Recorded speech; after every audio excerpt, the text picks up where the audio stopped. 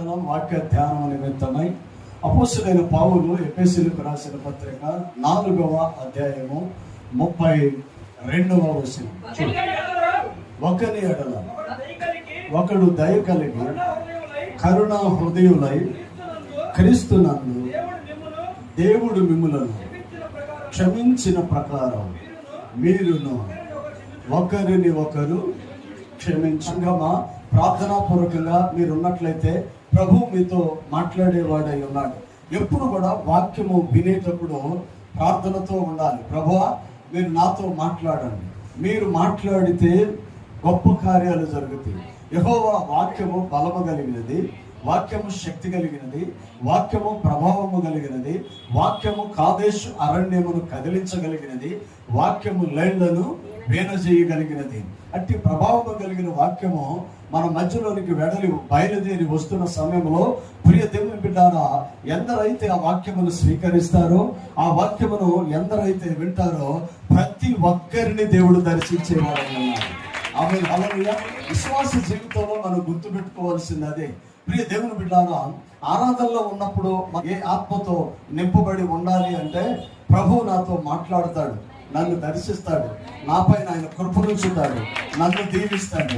ఈ దేవుని బిడ్డారా, ఆయన ఎప్పుడు కూడా నీతోనే మాట్లాడతాడు. నీ ఎదరోళ్ళతోనో నీ పక్కోళ్ళతోనో ఆయన మాట్లాడేవాడు కాదు. అందుకనే నువ్వు డైరెక్ట్ గా వాక్యం వినేటప్పుడు ప్రార్థనతో, నీ ఆత్మ సంబంధమైన ఆలోచనలతో, ప్రియ దేవుని బిడ్డ లోక సంబంధమైన తలంపులన్నిటినీ పక్కన పెట్టేసి పరిశుద్ధాత్మతో నింపబడి, ప్రియ దేవుని బిడ్డారా, ప్రార్థనాపూర్వకంగా ఎప్పుడైతే ఈ మందిరంలో ఉంటావో ప్రభు నీతో మాట్లాడేవాడై ఉన్నాడు. అందుకని దేవుని సన్నిధికి వచ్చినప్పుడు చిన్న పిల్లవాని వలె కూర్చోవాలంట. అంటే నాకేం తెలియదు ప్రభు, నువ్వు నాతో మాట్లాడు, నన్ను దర్శించు, నా కుటుంబానికి, నా బిడ్డలకు, నాకున్న ప్రతి అవసరతను తీర్చుమని. ప్రియ దేవుని బిడ్డలారా, ఎప్పుడైతే నీవు ప్రార్థనాపూర్వకంగా ఉంటావో అప్పుడు వాక్యములో బలము నీ కుటుంబానికి, నీకొచ్చి గొప్ప కార్యాలు చేసేదై ఉన్నది. దైవ సంబంధమైన ఆశీర్వాదాలు మనం పొందుకోవాలి అంటే సంఘం ఎలా ఉండాలంటే ఏక మనసు కలిగి ఉండాలి. దేవుని బిడ్డలారా, ఏదైనా సాధించాలి, ఏదైనా పొందుకోవాలి అంటే మొట్టమొదట మనం ఏం కలిగి ఉండాలంటే ఏక మనసు కలిగి ఉండాలి. అందుకనే మొదటి వారం మనం నేర్చుకున్నాము, సంఘము ఒకేలాగా ఆలోచన చేయాలి, సంఘము ఒకేలాగా ప్రార్థన చేయాలి, సంఘము ఒకే దర్శనము కలిగి ఉండాలి, సంఘము ఒకే దేవుని కలిగి ఉండాలి. అప్పుడు దేవుని బిడ్డారా, ప్రతి ఒక్క మేడగది అనుభవం ఏదైతే ఉన్నదో అందరూ కూడా పరిశుద్ధాత్మతో నింపబడిన వారి అందరూ దేవుని సన్నిధిలో ఏక మనసు కలిగి ఎప్పుడైతే వారు ఆరాధన చేస్తూ ఉన్నారో వారందరి పైన పరిశుద్ధాత్మ దేవుడు ఆవరించాడు. ఎప్పుడు మందిరంలోకి వచ్చేపాటికి ఎలా ఉండాలంటే ఒకే దర్శనము కలిగి ఉండాలి, ఒకే ఆత్మ కింద ఉండాలి, ఒకే దేవుని కలిగి ఉండాలి, ఒకే ఆరాధన కలిగి ఉండాలి, ఒకే రీతిగా సంఘము ఆలోచన చేయాలి. దేవుని బిడ్డలారా, 120 మంది మేడగదిలో ఉన్నప్పుడు పరిశుద్ధాత్మ దేవుడు ఎప్పుడు వారి మధ్యలోనికి వచ్చాడంటే ఏక మనసు కలిగి ఉన్నప్పుడు పరిశుద్ధాత్మ దేవుడు వారి మధ్యలోనికి వచ్చాడు. రెండోది ఏంటి? సహోదర ప్రేమ కలిగి ఉన్నారు. సహోదర ప్రేమ అంటే దేవుని బిడ్డలారా, యేసు ప్రభు మనలను ప్రేమించే ప్రేమ కాదు. యేసు ప్రభు మనలను ప్రేమించే ప్రేమ అగాపే ప్రేమ. అంటే యేసు ప్రభు మనల్ని ఎలా ప్రేమిస్తాడంటే నువ్వు ఇవ్వపోయినా ప్రేమిస్తాడు, నువ్వు రాకపోయినా ప్రేమిస్తాడు, నువ్వు ప్రార్థన చేయకపోయినా ప్రేమిస్తాడు, నువ్వు లోకంలో ఉన్నా ప్రేమిస్తాడు, ఆయన నువ్వు ఇంకా పాపంలో ఉన్నా ప్రేమిస్తాడు. కారణం ఏంటంటే ఆయన ప్రేమ, ప్రియ దేవుని అగాపే ప్రేమ. ఆయన మనం ఏమి ఇవ్వకపోయినా ఆయన మనలను ప్రేమించేవాడై ఉన్నాడు. అందుకనే ఆ ప్రేమల గురించి ఇక్కడ మాట్లాడతలేదు. సహోదర ప్రేమ కలిగి ఉండాలంటే యేసు ప్రభు రక్తముతో ఎవరైతే కడగబడ్డారో, పాపాలు ఒప్పుకొని పరిశుద్ధ పరచబడి నీతిగా మార్చబడి వాక్యానుసారంగా జీవిస్తున్న మనము దేవుని బిడ్డలారా ఎలాంటి ఆలోచన కలిగి ఉండాలంటే ఏక మనస్సు కలిగి ఉండాలి. రెండోదిగా సహోదర ప్రేమ కలిగి ఉండాలి. మూడో మాట అక్కడ ఏమంటాడంటే కరుణా చిత్తులై ఉండుడి. దేవుని బిడ్డలారా, యేసు ప్రభువుకున్న పేరుల్లో అతి ప్రాముఖ్యమైన పేరు, ఆయనకున్న పేరుల్లో ఒకటి కరుణామయుడు. దేవుని బిడ్డలారా, ఆయన కరుణ చూపించేవాడు. ఆయన ఎలాంటి కరుణ అంటే మన అర్హతను బట్టి కాదు. దేవుని బిడ్డలారా, మన వంశమో, మన కులమో, మన దేశమో, మన పరిస్థితిలో, మన బ్యాంక్ బ్యాలెన్స్, మన ఆర్థిక స్థితిలో చూసి ఆయన మనల్ని ప్రేమించలేదు. ఆయన మనం ప్రేమించలేదు. ఇంకా మీకు అర్థం కావాలి అంటే ఆయన మనం ఎప్పుడు ప్రేమించాడంటే శ్రమలో ఉన్నప్పుడు ప్రేమించాడు, ఒంటరిగా ఉన్నప్పుడు ప్రేమించాడు, రోగిగా ఉన్నప్పుడు ప్రేమించాడు, సమస్యలు ఉన్నప్పుడు ప్రేమించాడు, ఆటంకాలు ఉన్నప్పుడు ప్రేమించాడు, అవమానాలు ఎదురైనప్పుడు ప్రేమించాడు. ఎవరు పేరు లేని సమయంలో ఆయన నీతో నేను ఉన్నానని నడిచిన వాడు యేసయ్య. దేవుని బిడ్డలారా, అంత కరుణ ఆయన చూపించిన వాడై ఉన్నాడు. అందుకనే మూడవదిగా ఏం చేయాలి? కరుణ కలిగి ఉండాలి. ఆ కరుణ తత్వం మనకు లేకపోతే ప్రియ దేవుని బిడ్డలారా, మనం ఎప్పుడు కూడా ఇతరులు మనం ప్రేమించలేము, ఇతరులతో మనము ఈ యొక్క ఏక మనసు కలిగి ఉండలేము. చూడండి, ఎఫెసీ పత్రిక మనం చదివింది 4:32 ఒకసారి చూడండి. అది మరే ఒక్కని ఎడల ఒకడు దయ కలిగి కరుణ హృదయులై క్రీస్తునందు దేవుడు మిమ్ములను క్షమించిన ప్రకారం మీరును ఒకరిని ఒకరు క్షమించారు. యేసు ప్రభు ఎంతగా క్షమించాడు అంటే ప్రియ దేవుని బిడ్డ తన జీవితంలో సిలువకు తీసుకుని వెళుతున్నప్పుడు ఆయన మీద ఉమ్ము వేసిన వారిని క్షమించాడు, ఆయన కొట్టిన వారిని క్షమించాడు, ఆయన గాయపరిచిన వారిని క్షమించాడు, ఆయన ప్రియ దేవుని బిడ్డలారా అవమానపరిచిన వారిని సహితము ఆయన క్షమిస్తూ ఆయన ఏమంటాడంటే మధ్యలో ఆగినప్పుడు, తండ్రి మీరేమి చేస్తున్నారో వీరెరుగరు గనుక వీరిని క్షమించు. ఒకవేళ మీరు నన్ను అడగొచ్చు, వాళ్ళు నన్ను గాయపరిచారు, వారు నన్ను దోచుకున్నారు, నన్ను నష్టపరిచారు, నా జీవితంలో ఎన్నో అవమానాలు వారి ద్వారా నాకు వచ్చినాయి, వారిని నేను ఎలా క్షమించగలను, వారిని నేను ఎలా ప్రేమించగలను, వారితో నేను ఎలా ఉండగలను? అందుకనే యేసు ప్రభు ఏమంటాడో తెలుసా? దేవుని బిడ్డలు ఎవరైతే ఆయన గాయపరిచారు, ఎవరైతే ఆయన అవమానపరిచారో వారితో అంటున్నాడు కదా, తండ్రి వీరేం చేస్తున్నారో వీరెరుగరు గనుక వీరిని క్షమించు. కరుణ హృదయము కలిగి ఉండాలి. దేవుని బిడ్డలారా, ఆ కరుణ హృదయం లేకపోతే మనకి క్షమించే తత్వం ఉండనే ఉండదు. ఈ లోకములో ప్రియ దేవుని బిడ్డలారా, మొట్టమొదట మనిషికి లేని గుణం ఏంటంటే క్షమాగుణం లేదు. అందుకనే ప్రియ దేవుని బిడ్డలారా, ఏక మనస్సు కలిగి ఉండాలి, అట్ ద సేమ్ టైము సహోదర ప్రేమ కలిగి ఉండాలి. ఆ తర్వాత ప్రియ దేవుని బిడ్డలారా ఏమంటాడంటే కరుణా హృదయులై ఉండాలి. తర్వాత చూడండి, యోవేలు ప్రవచన గ్రంథము 2వ అధ్యాయము 13వ వచనం చూడండి. నీ దేవుడైన యెహోవా కరుణా వాత్సల్యము గలవాడు, శాంతమూర్తియు, అత్యంత కృప కలిగిన వాడు అయ్యుండి తాను చేయనుద్దేశించిన కీడును చేయక పశ్చాత్తాపడి పడును గనుక మీ వస్త్రములు కాక మీ హృదయములను చింపుకొనుడి. దేవుని బిడ్డలారా, యోవేలు ప్రవచన గ్రంథములో మనం చూసినట్లయితే చాలా భయంకరమైన నష్టం అక్కడ ఉంటుంది. యోవేలు ప్రవచన గ్రంథాన్ని మనం చూసినట్లయితే ప్రియ దేవుని బిడ్డలారా అనేక నష్టాలు అక్కడ కనబడుతూ ఉంటాయి. యోవేలు గ్రంథం 1వ అధ్యాయం చూడండి. యోవేలునకు ప్రత్యక్షమైన యెహోవా వాక్కు, పెద్దలారా ఆలకించుడి, ఇలాంటి సంగతి మీ ధర్మములో గాని జరిగినదా? ఈ సంగతి మీ బిడ్డలకు తెలియజేయుడి. వారు వారి బిడ్డలకు రాబో తరం వారికి తెలియజేయండి. ఏం తెలియజేయాలి చూడండి. మిడత బంగళ పురుగులు విడిచిన దానిని మిడతలు తినివేసినవి, మిడతలు విడిచిన దానిని పసర పురుగులు తినివేసినవి, పసర పురుగులు తినివేసిన దానిని చీడ పురుగులు తినివేసినవి. అంటే ప్రియ దేవుని బిడ్డలారా, పచ్చగా ఆశీర్వాదకరంగా శ్రేష్టమైన ఫలములతో ఉన్న ఆ కుటుంబంలో ఇప్పుడు ఏమైపోయిందంటే భయంకరమైన తెగులు వచ్చింది. ఎలాంటి భయంకరమైన తెగులు అంటే ప్రియ దేవుని బిడ్డలారా, ఇలాంటి వార్తను ఎప్పుడైనా మీరు విన్నారా? కుటుంబాల్లో మనం చూస్తాం. చరిత్ర కొంచెం మీకు చేస్తే ఏబు గ్రంథం ఊజు దేశంలో ఏబు వంటి శ్రేష్టమైన వాడు, ఉన్నతమైన వాడు లేడు.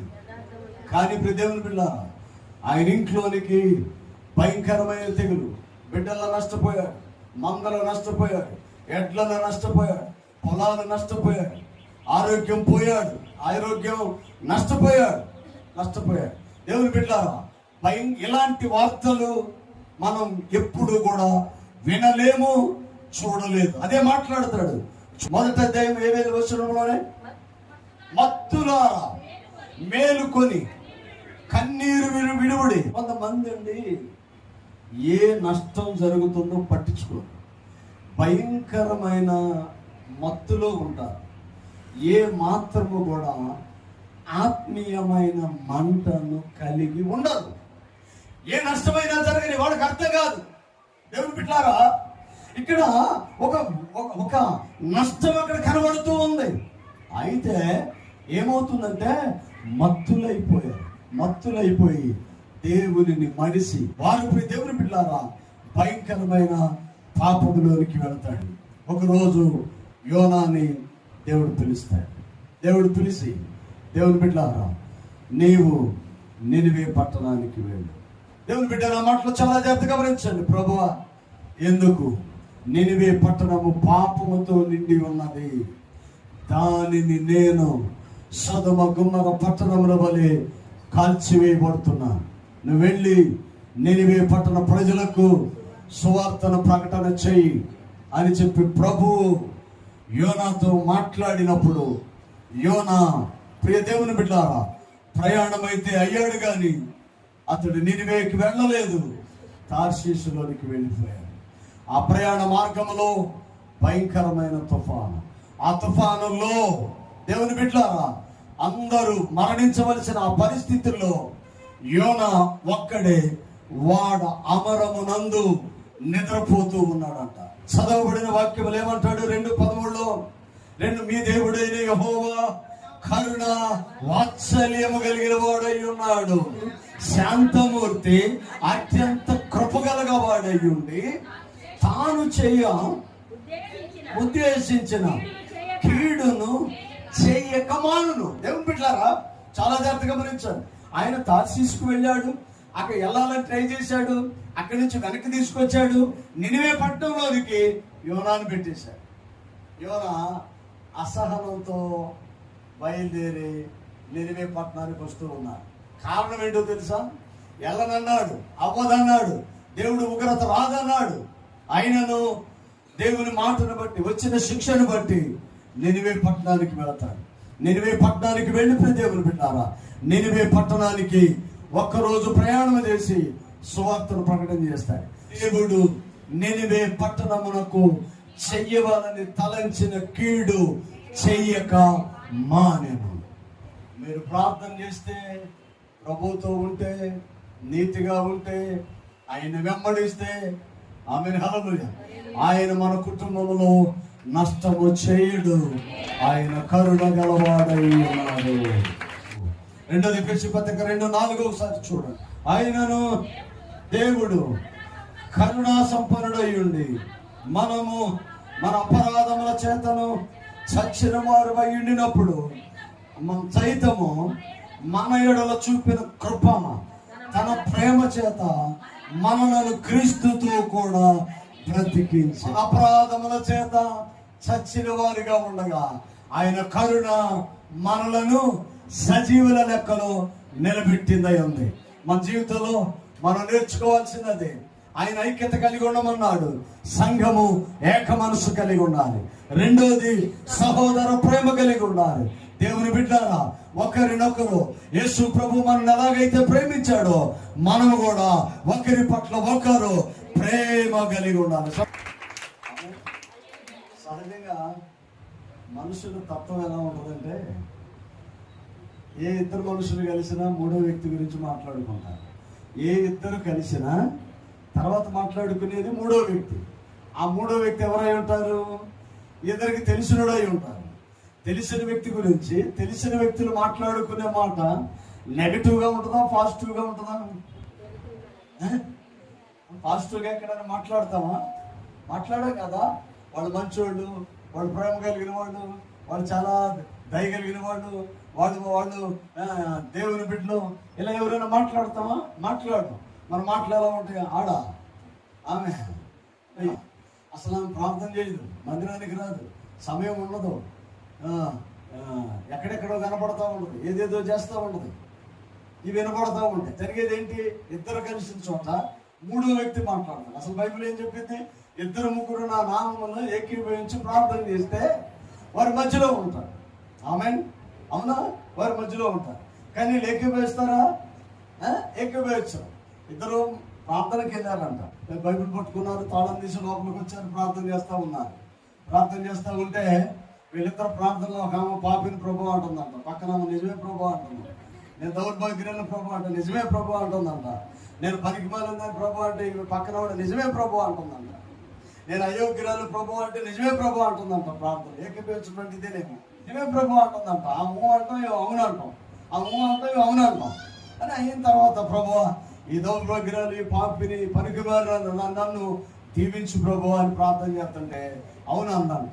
ఏకీభవించి ప్రార్థన చేస్తే వారి మధ్యలో నేను ఉంటా. ఇప్పుడు ఇద్దరు దేవాలయానికి వెళ్తారు, తెలుసుగా బైబిల్లో ఉన్నమాట. ఎవరు? పరిచయుడు, సుంకరి దేవాలయ ప్రార్థనకి వెళ్తారు, చర్చికి వెళ్తారు. చర్చికి వెళ్ళిన తర్వాత సుంకరి ఏం ప్రార్థన చేస్తాడు? ప్రభా, నేను ఆదివారం చర్చికి వస్తున్నాను, దేవునికి ఇచ్చే విషయంలో చాలా ఇదిగా ఉంటున్నాను, నేను యూదుడిని, నేను పరిశుద్ధుడిని, నేను నీ వంశంలో నుంచి వచ్చిన వాడిని, నేను ఈ సుంకరవాళి కాదు. ప్రార్థన చేస్తామండి. పక్కన ఆయన ఏం చేస్తున్నాడు తెలుసా? దేవుని బిడ్డలారా, దేవుని సన్నిధి వైపు చూడటానికి కూడా ఆయన కన్నులు ఎత్తలేకపోతున్నాడు. ఎందుకంటే దేవుని సన్నిధి పరిశుద్ధమైనది. దేవుని సన్నిధి ఆయన పాద ముద్రలు అక్కడ ఉంటాయి. దేవుని సన్నిధి ఆయన స్పర్శ అక్కడ ఉంటుంది. దేవుని సన్నిధిలో ఆయన శక్తి ఆ మందిరంలో ప్రచురపరుస్తూ. నేను ఈ ప్రాంగణంలోకి వచ్చినప్పుడు కొంచెం అటెన్షన్ అయిపోతాం. ఇక్కడ మనం అందరం లేకపోయినా ఈ ప్రాంగణంలోకి వచ్చినప్పుడు నాకు ఎక్కడో కొంచెం భయం వచ్చేస్తుంది. కారణం ఏంటి? ఇది దేవుని సన్నిధి. పరిశుద్ధులైన అభిషిక్త దైవ సేవకులు ఇక్కడ అడుగు పెట్టారు. ఇది దేవుని సన్నిధి. ఇక్కడికి వచ్చి ప్రార్థన చేసిన వారి ప్రతి ప్రార్థనకు దీనులను లేవనెత్తాడు, పాపులను పరిశుద్ధపరిచాడు, రోగులకు స్వస్థతనిచ్చాడు, బిడ్డలు లేని వారికి బిడ్డలు ఇచ్చాడు, ఆస్తి లేని వారికి ఆరోగ్యం ఇచ్చాడు, దేవుని బిడ్డలకు సమాధానం లేని వారికి సమాధానం ఇచ్చాడు. ఇక్కడ నుంచే సమస్త కుటుంబాలు ఆశీర్వాదకరంగా మారి. మనమే కదండి, తెల్లవారుజామున 4 గంటలకు వచ్చి ఇక్కడ కూర్చొని చూడు. ఇటు వెళ్ళేవాళ్ళు, వచ్చేవాళ్ళు, పోయేవాళ్ళు దండం పెట్టుకుని వెళ్తారు, మొక్కుంటారు, ప్రార్థన చేసుకుంటారు, ఇక్కడ ఇలా అనుకుని వెళ్తూ ఉంటారు. అలాంటి జీవితం వాళ్ళు ఎవరెవరైతే అలా అనుకుని వెళ్ళారు. కొంతమంది మొక్కుబళ్ళు చేసుకుని వెళ్తూ ఉంటారు. వారు మాతో చెప్పిన మాట, మేము రోజు కొంతమంది చెప్పిన మాట ఏంటి, మాకు అటు రోడ్డు ఉంది, మేము అటు నుంచి వెళ్ళగలం, కానీ మేము ఇటే వస్తాం, ఇటు నుంచి వెళ్తాం. అని అంటే వాడు అన్నమాట. దేవుని బిడ్డలారా, ఇక్కడికి వచ్చి యేసయ్యను తలుసుకొని మేము వెళితే మా జీవితాలు ఆశీర్వాదకరంగా ఉంది. ఆమేన్, హల్లెలూయా. ఇక్కడికి వచ్చి ప్రార్థన చేసుకుంటే, ఇక్కడ నిలబడితే, ఇక్కడ దేవుని తలుసుకుంటే, ఇక్కడ ఆయన నామం ఎత్తితే అది ఆశీర్వాదకరంగా ఉంది. ఇది నేనన్నా సాక్ష్యం అనేక మంది చెప్తూ వచ్చారు. ఇలాంటి మందిరంలో మన ప్రార్థన ఎలా ఉండాలి, మనం ఎలాంటి ఆత్మతో కలిగి ఉండాలి, మనం ఎలా దేవుని సన్నిధిని ఆస్వాదించాలి. దేవుని బిడ్డలారా, నా మాటలు చాలా జాగ్రత్తగా గమనించాలి. విశ్వాస జీవితంలో మన ప్రభువుని ఎప్పుడు కూడా అనుభవించే వాళ్ళలాగా, పాయసంలో ఉన్న స్పూన్ లాగా ఉండకూడదంట, పాయసాన్ని ఆస్వాదించే నాలుకలాగా ఉండాలంట. పర్వతం ఉన్నట్టు స్టార్ట్ చేసిన కాడి నుంచి ఒక గంటను దాని మీద తిప్పుతూ ఉంటాం. అన్నిటినీ తిప్పేది గంటే, అవునా? గంటే. ఇంతకుముందు పెద్దోడు తెడ్డు అనేవాడు. తెడ్డు అంటే పడవ, అది కాదు చెక్కలు. ఇప్పుడు కూడా వస్తాయి, తిప్పుతూ ఉంటారు. అంతే కదా, అయిపోయింది కదా, తీసుకొచ్చి వడ్డిస్తాం. వడ్డించిన తర్వాత ఏ గంట అయితే స్టార్టింగ్ నుంచి పాయసంలో ఉందో, ఆ పర్వణంలో ఉందో నయోమి గారు ఆ గంటే తీసుకుని ఇలా పెట్టి, గంట నువ్వు ఫస్ట్ నుంచి ఇందులోనే ఉన్నావు, ఇందులోనే తిరిగావు, ఇందులోనే తిప్పావు, నీతోనే తిప్పా. ఎలా ఉండేది చెప్పిద్దా? కొంతమంది సోర్సులు కూడా అలాగే ఉంటారు. అలా ఉండవో దాన్ని కొంచెం నాలుక మీద వేస్తే సాల్ట్ తగ్గింది, స్వీట్ తగ్గింది, పాలు తగ్గింది. ఆమె మా ఎలీజా అంటుంది, ఎమ్మి అంటుంది. మామూలు కూడా తినేస్తాం, ఏం చెప్పదు. నచ్చిందనుకో ఎమ్మి అంటుంది అన్నమాట. గృహప్రవేశానికి ఇంటికి వెళ్తే అందులో ఈ పర్వాన్నం పెట్టుకొచ్చారు, అన్ని బాగానే తింది. ఆ పర్వాన్నం తినేటప్పుడు ఎమ్మి అంటుంది అనమాట. అంటే బాగుందని అర్థం అనమాట. ఏం బిడ్డారా, గంట చెప్పిందా బాగుందని? మందిరంలో విశ్వాసి గంటలాగా ఉండకూడదు, నాలుకలాగా. రుచి చూసి ఎరిగి తిని చూడకుండా తెలిసిందా? చూడాలి, రుచి చూడాలి, అనుభవించాలి. ఎవరు విన్నారా? దైవ సన్నిధిలో వాళ్ళిద్దరు ఉన్నారు. పరిచయుడేమో ఫస్ట్ నుంచి ఉన్నవాడు. శాస్త్రులు పరిచయులు ఉన్నారు కదా, వాళ్ళు శాస్త్రులు కాదు, పరిచయులు. వీళ్ళు ఎలా ఉంటారంటే దేవుని మందిరంలో కరేపాకు, పోపు, దినుసులు, జీలకర్రలో కూడా దశభాగం తెస్తారు. వీళ్ళు శంకర్లా కాదన్న. నేను ప్రార్థన చేస్తాను. శంకరే దేవాలయంలో ఫస్ట్ వచ్చాడు కదా, ధైర్యం దాట్లా. దేవుని సన్నిధిలో నిలబడాలంటే ధైర్యం చాలదు. అందుకని అంటాడు ప్రభువా సేనలకు అధిపతి అయిన దేవా, పరిశుద్ధుడా, నీతి కలిగిన వాడా, మహోన్నతమైన రాష్ట్రము కలిగిన వాడా, నీ సన్నిధిలో అడుగుపెట్టుట భాగ్యము అని అంటూ ఆకాశం వైపు గది కన్నులెత్తి చూసుటకు కూడా నేను యోగ్యుడను కాదు అని ప్రార్థన చేస్తాను. ఆయన ప్రార్థన ఆలకించిన వాడు, కరుణా చిత్తము కలిగిన వాడు. యేసు ప్రభు మన అర్హతను బట్టి ఆయన మనల్ని ప్రేమించలేదు, కానీ మనం ఇంకనూ పాపములో ఉండగా ఆయనను మన దగ్గరకు వచ్చి మనల్ని ప్రేమించిన వాడై ఉన్నాడు. అందుకని ఆయనకున్న ఒక పేరులో, ప్రియ దేవుని బిడ్డలారా, ముఖ్యమైన పేర్లు ఒకటి కరుణా సంపన్నుడైన దేవుడు. 4వది చూడండి, వినయ మనస్కులై ఉండాలి. 4వది ఏముంది? వినయ మనస్కులైన, వినయము కలిగి ఉండాలి. ఎప్పుడైతే ప్రియ దేవుని బిడ్డలారా ప్రభు సన్నిధిలో మనం ఉంటామో, వినయ మనస్సు కలిగిన ఎప్పుడైతే ఉంటామో, నిన్ను, నీ బిడ్డలను, నీ కుటుంబాన్ని దేవుడు ఎత్తిపడతాడు. ఎక్కడున్నాను ఆశీర్వాదకరంగా ఆయన మార్చే దేవుడు ఉన్నాడు. చూడండి, మొట్టమొదట ఏక మనసు కలిగి ఉండాలి. 2వది సహోదర ప్రేమ కలిగి ఉండాలి. 3వది కరుణ వాత్సల్యము కలిగి ఉండాలి. మనం ఎప్పుడు కూడా ఇతరుల పట్ల కరుణ కలిగే వారుగా ఉండాలి. 4వది ఆమేన్ హల్లెలూయా, వినయము గల మనస్సు కలవాడైనా. దేవుని బిడ్డలారా, ఎప్పుడైతే వినయ మనస్సు కలిగి ఉంటామో అప్పుడు దేవుడి కింద ఆశీర్వాదాల గురించి మాట్లాడుతున్నాడు. ఆశీర్వాదమునకు మీరు వారసులగుటకు పిలవబడితిరి. అందుకని మీరేం చేయాలి? కీడుకు ప్రతి కీడైనను, దూషణకు ప్రతి దూషణైనను చేయక దీవించుడి. దేవుని బిడ్డలారా, మనం చేయవలసింది ఏంటో తెలుసా? అది ఎంత భయంకరమైన వ్యక్తి అయినా, ఎలాంటి వ్యక్తి అయినా, అతడు దేవుని సృష్టి, దేవుని చేతి పని. ప్రతి మనిషిని కూడా వారిని దీవించే వారిగా ఉండాలి. ఎప్పుడైతే ఆ దీన మనసు కలిగి ఉంటావో, నువ్వు వాళ్ళని దీవిస్తావో, దేవుని బిడ్డారా, అర్హత ఉంటే నీ దీవెనలు వాళ్ళకి వెళతాయి. వాళ్ళు అయోగ్యులైతే ఆ దీవెనలు నీకు వస్తాయి. అటు అర్హత లేకపోతే ప్రభుకు వస్తాయి. అందుకని ఏం చేయాలి? ఎవరిని కూడా మనం దూషించకూడదు. ఏం చేయాలి? దీవించాలి. ఎప్పుడైతే దీవిస్తావో ఇస్తాను. అదే పేతురు గ్రంథం 6వ వచనం చూడండి, 5-6. దేవుడు తగిన సమయమందు మిమ్మల్ని హెచ్చించినట్లు ఆయన బలిష్టమైన చేతి కింద దీన మనసు కలిగి ఉన్నారు. తగిన కాలం ఒకటి ఉంటుంది. నువ్వు ఇప్పుడు ఏ శ్రమ అయితే, ఇప్పుడు ఏ లోటు అయితే, ఇప్పుడు ఏ శ్రమ, ఏ ఆటంకం అయితే, ఇప్పుడు ఎక్కడైతే ఇబ్బంది పడుతున్నావో అక్కడే నిన్ను నిలబెడతాడు, అక్కడే నిన్ను బిజీగా ఉంచుతాడు, అక్కడే నిన్ను ఆశీర్వదిస్తాడు. నువ్వు కంగారు పడవద్దు. దేవుని చేతి కింద దీన మనసు కలిగి ఉండు. తగిన కాలం ఒకటి ఉంటది. ఆ రోజున ఖచ్చితంగా ఇప్పుడున్నవేమీ ఉండవు.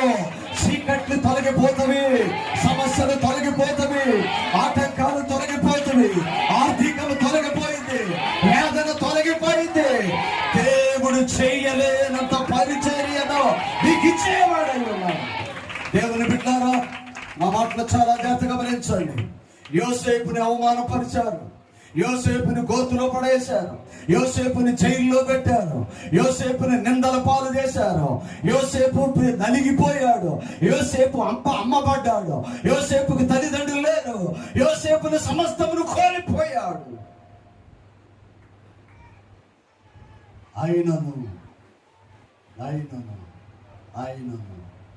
ఆయనను దేవుడు ఒకరోజు యోసేపుని తన తల్లిదండ్రుల కన్నా, తన అన్నల కన్నా ఉన్నత స్థితిలో నిలబెట్టాడు.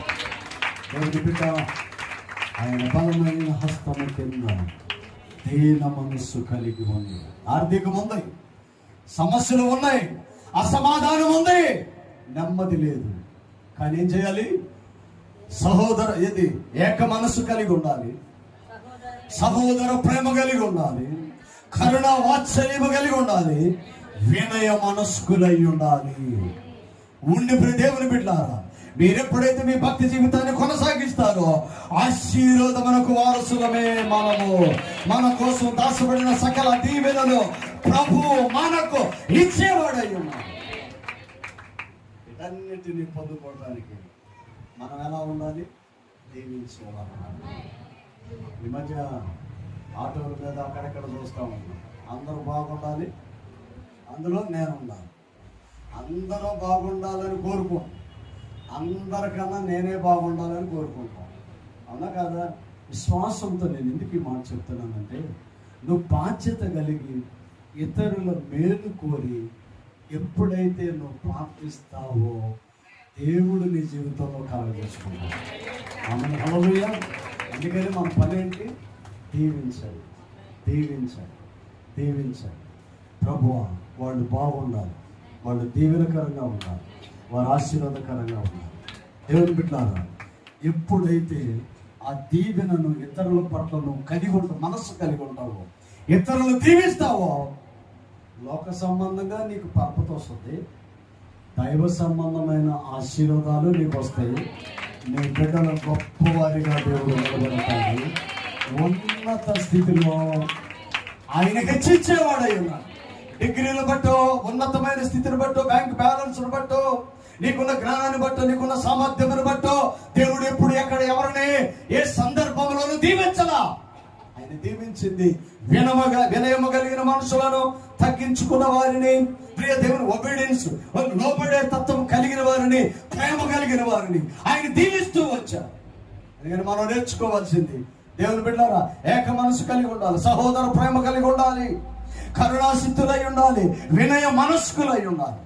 ఎప్పుడైతే ఇవి మన జీవితంలో అలవర్చుకుంటామో, ఆమె హల్లెలూయా, మాట్లాడటం కాదు, చేయటం కాదు, చూడటం కాదు, అవి మన జీవితం అలవర్చుకోవాలి, అలవాటైపోవాలి. దేవుని బిడ్డలారా, అలవాటైన ప్రాంతాలకు మనం కాళ్ళు వెళ్ళినట్టు, అలవాటైన వ్యక్తులతో మనం మాట్లాడినట్లుగా, అలవాటైన ప్రాంతాలకు మనం వెళ్ళినట్లుగా మన భక్తి కూడా, మన ప్రార్థనలో, మన విన్నపములో మనం ఇతరులు క్షమించే విషయం మన జీవితం అలవాటైపోవాలి. అది నరాలలో జీర్ణించుకొని పోవాలి. మనల్ని అర్ధరాత్రి లేపినను వారు ఆశీర్వాదకరంగా ఉండాలి అని మనసును మనం కలిగి, ఎప్పుడైతే నువ్వు ఇతరులను దీవిస్తావో అప్పుడు నీవు క్షేమంగా ఉంటావు, నీ బిడ్డలు క్షేమంగా ఉంటారు, నీ కుటుంబం క్షేమంగా ఉంటుంది. మీ క్షేమము మీ తరము కాదు, 1000 తరాల వరకు. ఆమేన్, హల్లెలూయా. ఈ 6వ నెలలో ప్రభు మనతో మాట్లాడిన ఒకే ఒక్క మాట, ఇతరులను మీరు దీవించాలి. మనం ఎవరిమే? ఆశీర్వాదములకు వారసులు మనం. మన దేవుడు సర్వకృపానిధి, సంపదల గని. నేను చెప్పనా, ఈరోజు 100 రూపాయలు ఇవ్వగలడు, రేపు 10,000 ఇవ్వగలడు, రేపు 10 లక్షలు ఇవ్వగలడు. నీకు ఏది కావాలో అది ఆయా సమయంలో అది ఇచ్చే తీరుతాడు. మన తండ్రి సంపదల గని. నేను ఆశీర్వాదానికి ఇతరుల్ని చెప్పించను, దీవిస్తాను. ఆమేన్, హల్లెలూయా. ఇది కొనసాగించు చూడు. డిసెంబర్ కల్లా నీ జీవితంలో గొప్ప కార్యాలు చేస్తాడు, నూతన మార్గాలు తెరుస్తాడు, ఉన్నతమైన స్థితిలో నిలబడతాడు. తలవంచండి ప్రార్థన. ప్రభువా, ఆశీర్వాదమునకు వారసులంతకు మీరు పిలవబడుతుంది. దూషణకు ప్రతి దూషణ చేయవద్దు, మీరు దీవించుడి అని చెప్పారు. ప్రభువా, కొన్ని సందర్భాలు ఇతరులను మేము శపిస్తాం, వాళ్ళు నాశనం అయితే బాగుండని ఆలోచన చేస్తామేమో. అవన్నీ వాక్యానుసారము కాదు. ఇతరులను దీవించే వారిగా ఉండే కృపను దయచేయండి. ఇక్కడ ఉన్న బిడ్డలందరి పైన నీ కృపను కుమ్మరించారు. ఏ ఒక్కరి మీద మేము ఆయాసకరంగా ఉండకూడదు. ఏ ఒక్కరిని మేము శపించకూడదు. ఏ ఒక్కరి మీద మేము పగబెట్టుకోకూడదు. మేమితరులను దీవించే వారిగా ఉన్నట్లు సహాయం చేయండి. ఇక్కడ ఉన్న ప్రతి బిడ్డ పైన నీ కృపను కుమ్మరించారు. వారిని, వారి బిడ్డలను, వారి చేతి వృత్తులను, వారి వ్యాపారాలను, వారి ప్రయత్నాలను ఆశీర్వాదకరంగా మార్చమని, ఈ మందిరంలో ఎవరైతే ఉన్నారో వారు దీవెనకరంగా ఉన్నట్లు సహాయం చేయమని యేసు శ్రేష్ఠ నామమున అడిగి వేడుకొనుచున్నాము తండ్రి. ఆమేన్.